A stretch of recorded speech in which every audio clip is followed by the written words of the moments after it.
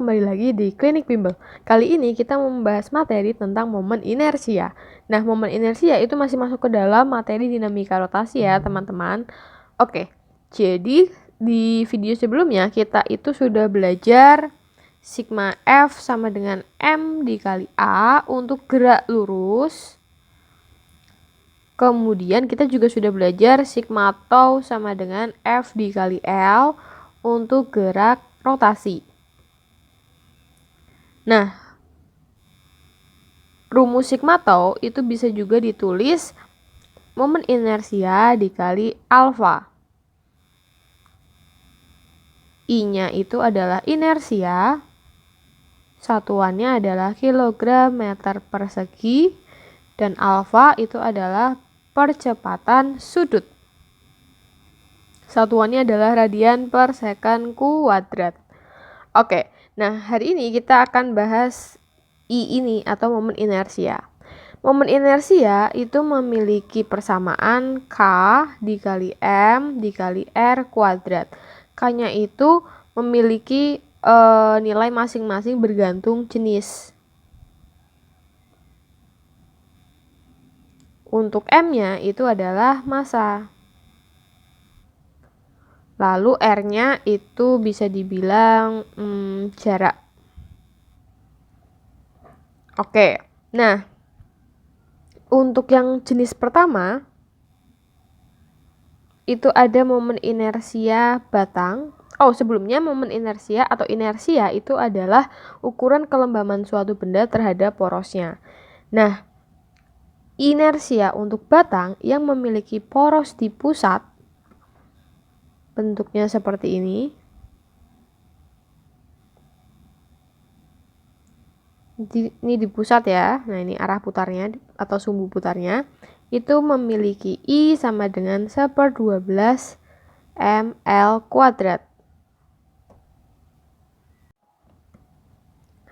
Selanjutnya, kalau inersia batang dengan poros di ujung, itu nilainya adalah 1/3 ml kuadrat.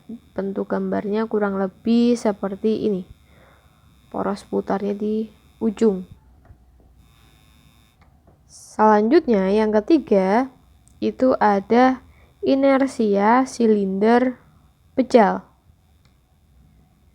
Biasanya merupakan bahan dari katrol atau cakram. Memiliki rumus setengah mr kuadrat. Lalu yang nomor 4, inersia dari cincin atau silinder tipis berongga. Rumusnya adalah mr kuadrat. Lalu ada juga yang namanya inersia bola pejal.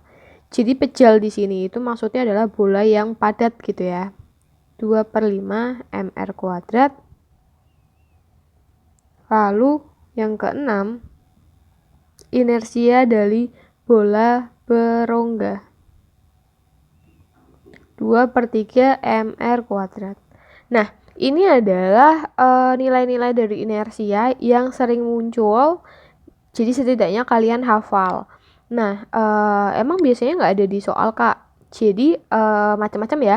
Seringnya sih tidak ada di soal, tidak diketahui. Jadi mungkin hanya istilahnya aja kayak misalkan batang berongga atau batang pejal kayak gitu-gitu. Nah, jadi kita harus tahu nilai ininya dari masing-masing jenis itu. Dan yang dituliskan di sini itu baru sebagian. Sisanya itu masih ada jenis-jenis lainnya tetapi jarang digunakan. Jadi yang ditampilkan di sini itu yang sering muncul. Selanjutnya di sini ada soal yang pertama, diketahui masanya itu 12 kilo, panjangnya 3 meter. Batang ya.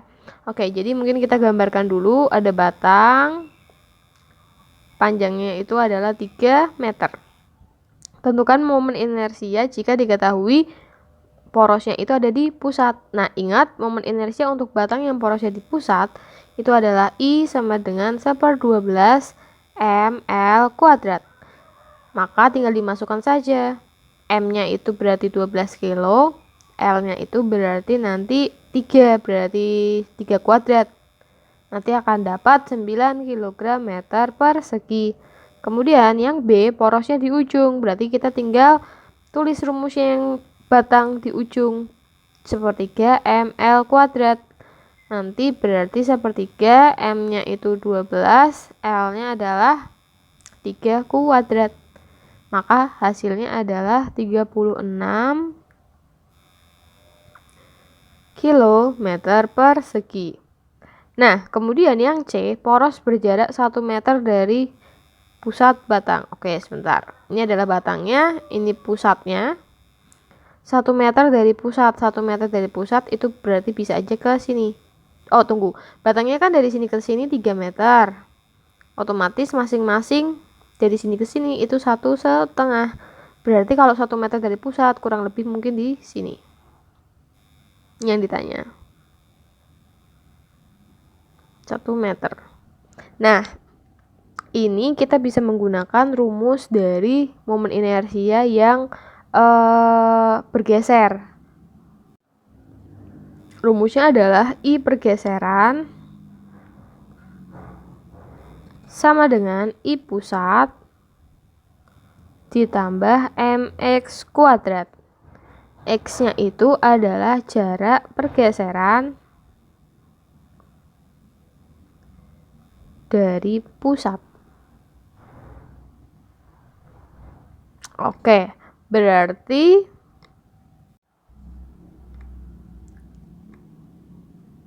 untuk yang C, I-nya sama dengan I pusat ditambah IX. I pusatnya itu tadi ini 9, IX-nya berarti kita ganti dengan MX kuadrat. M-nya adalah 12, X-nya berarti jarak pergeseran dari pusat-pusatnya kan di sini, gesernya ke sini. Jaraknya adalah 1 meter. Berarti 1 kuadrat. Berarti 9 ditambah 12, hasilnya adalah 21 kg meter persegi. Selanjutnya untuk soal nomor 2, bola pejal dengan massa 10 kg jadi 3 meter. Bola pejal, oke kita gambarkan dulu bola pejal. Lalu momen inersia saat porosnya di pusat. Jadi tadi kan kita sudah tahu nilai-nilai inersia dengan jenis-jenis benda yang berbeda-beda. Nah, untuk batang itu kan ada pusat sama ujung. Untuk sisanya kan hanya bernilai 1 aja ya, kayak misalkan ada bola pejal, ada bola berongga. Nah, mereka itu porosnya semuanya di pusat, kecuali batang. Kalau batang itu ada 2, di ujung sama di pusat. Berarti yang A langsung aja kita pakai rumus inersia bola pejal, yaitu I sama dengan 2/5 mr kuadrat. 2/5, M-nya berarti massa kali 10 ya. R-nya berarti 3 kuadrat. Nanti didapatkan 36 kg meter persegi. Kemudian untuk yang B, di situ diketahui poros berjarak 1 meter dari permukaan bola pejal. Oke, jari-jari kan 3. Jari-jari itu berarti dari sini ke sini ya. Itu 3. Nah, di soal diketahui porosnya itu 1 meter dari permukaan bola. 1 meter dari permukaan bola itu berarti dari sini. Dari ujung sini ke sini. Itu permukaan. Maka 1 meter. Jadi kalau nanti dari pusat jaraknya 1 meter, maka kita hitungnya dari pusat. Berarti ke sini 1 meter. Jadi perbedaannya itu ya. Nah, berarti nanti momen inersia sama dengan IP ditambah IX, sama seperti tadi. I pusatnya kita udah hitung, berarti 36. IX-nya itu adalah mr kuadrat. Selanjutnya kita masukkan 36. Masanya adalah 10. R itu ingat tadi itu R itu sama dengan X ya, yaitu jarak pergeseran dari pusat. Berarti nanti R-nya itu dari sini ke sini. Kalau di sini 1 meter, berarti di sini adalah 2 meter. Berarti nanti kita tulis 2 kuadrat. sama dengan 36 plus 40 sama dengan 76 kilogram meter persegi. Kemudian untuk soal nomor 3, di sini ada dua benda, batang sama bola pejal. Oke, kita jabarkan dulu, lihat. Jadi batang itu punya panjang 6 meter, lalu dia punya poros di A. Artinya apa? Artinya dari sini ke sini itu 3. Dari sini ke sini juga 3. Kemudian bola pejal itu memiliki R atau jari-jari, dari sini ke sini berarti ya, itu 2 meter. Nah, momen inersia di A artinya adalah I batang ditambah I pejal. Untuk batang, karena dia di pusat, berarti kita menggunakan rumus yang 1/12 ml kuadrat. Untuk bola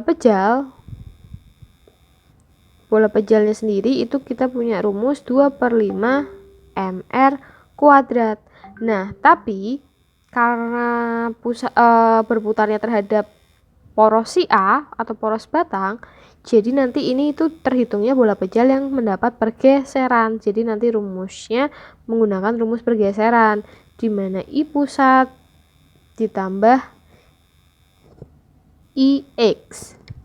Maka 1/12 M batangnya adalah 12, L-nya adalah 6 kuadrat, ditambah pusat dari bola pejalnya berarti 2/5 MR ya, MR kuadrat. M-nya bola adalah 5, R-nya adalah jari-jari, berarti kita langsung bisa hitung.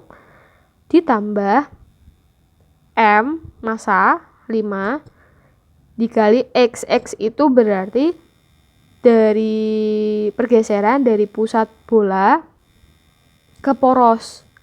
Ke putarnya. Iya benar, ke poros gitu ya.